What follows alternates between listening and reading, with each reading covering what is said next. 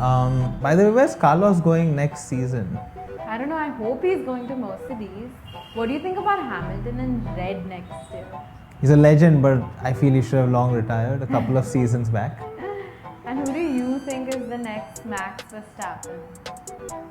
I feel that would be Charles. Now enough. Now you want to sit here? Hi everyone, my name is Vivek and I'm the co-founder of 88 The Piano Academy. I have uploaded the Formula One theme track as one of my reels and it was extremely well received by the audience. So that's the purpose of today's video. Take notes, pay attention and hopefully you'll enjoy. I'm going to divide this song into 3 parts for your reference. I will be playing the part first and then giving an explanation of it. And at the end I'll play all 3 parts to hopefully give you all an idea of how it's supposed to go. So let's get going with the first part.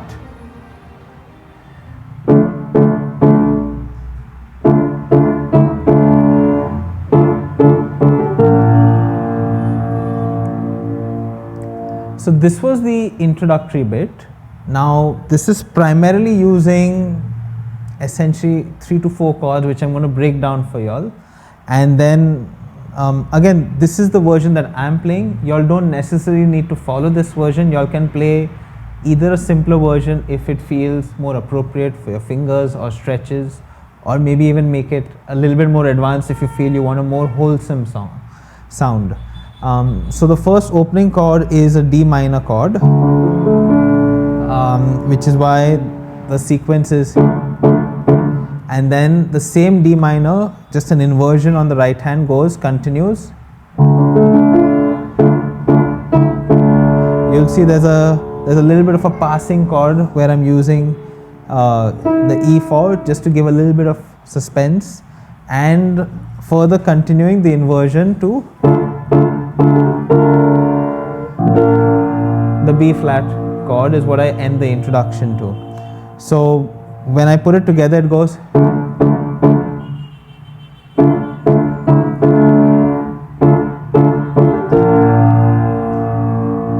So hopefully you'll understand that. Now moving on to the second part where it kind of extends to what we already played. It's primarily using, of course, your D minor chord. So it goes back to the opening sequence, but now we are really building on the rhythm. So in the second part of how it goes,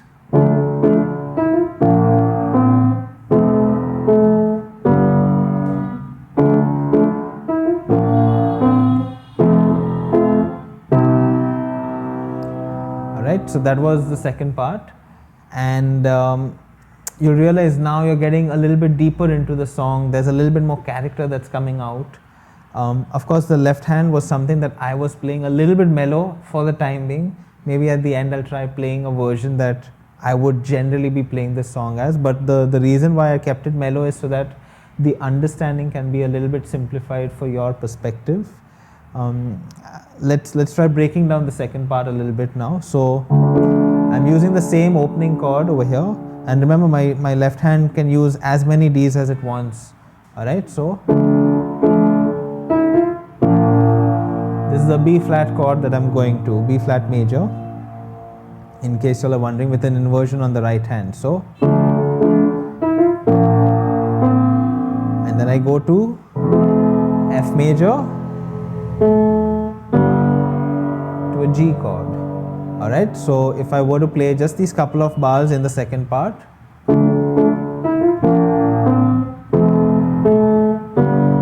and now building on that, the next couple of bars are very similar, where it goes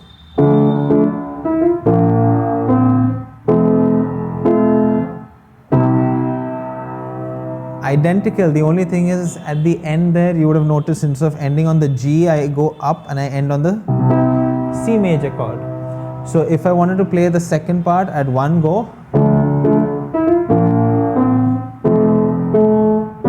continuing,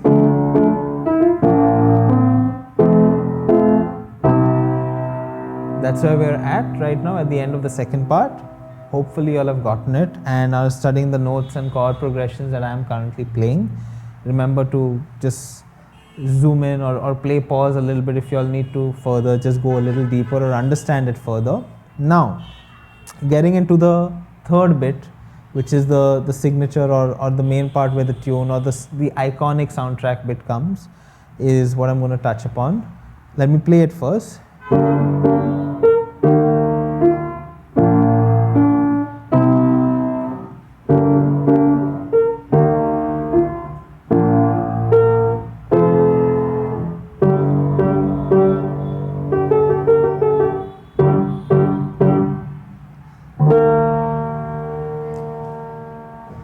So that's the end of the third part. But getting into the third bit or part, you start off with a G minor chord over here,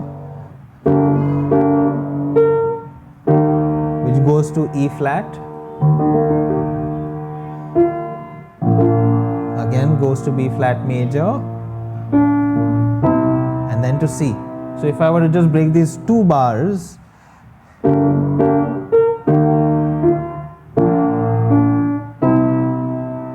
and now how, like we had it in the second part, these two bars kind of repeat again.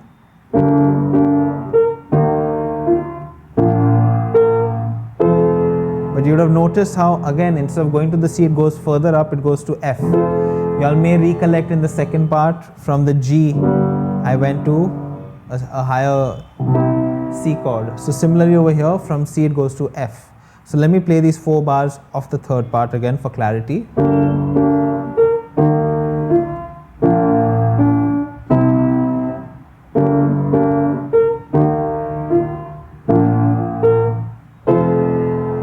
Now we're right at the end of how this is supposed to end.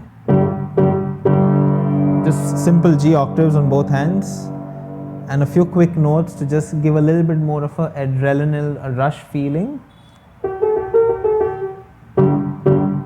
Again octaves, which ends with. Now these are both quite dissonant in that sense because they're both just different octaves. There's E flat on the left hand and B flat on the right hand. And how I end this typically after playing this chord, just play a few chords like that to kind of bring it down and then end with G.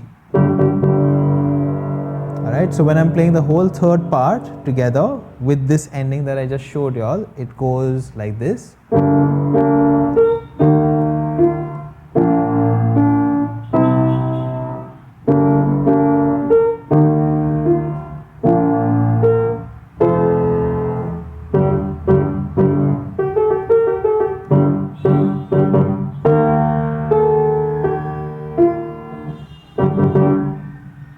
So yeah, that was in a nutshell how the breakdown of these 3 parts works. It's extremely iconic, especially if you're a racing fan. What I'm going to do is, before we end this video, I'm going to try playing this song in entirety.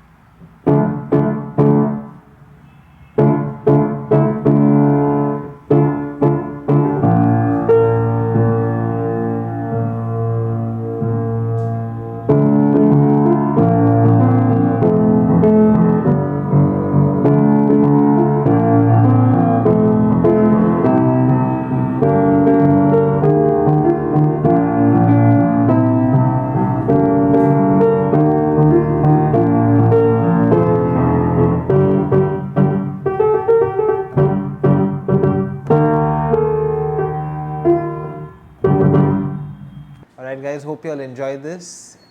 Please like and share, and there's a lot more content coming your way, so sit back and enjoy.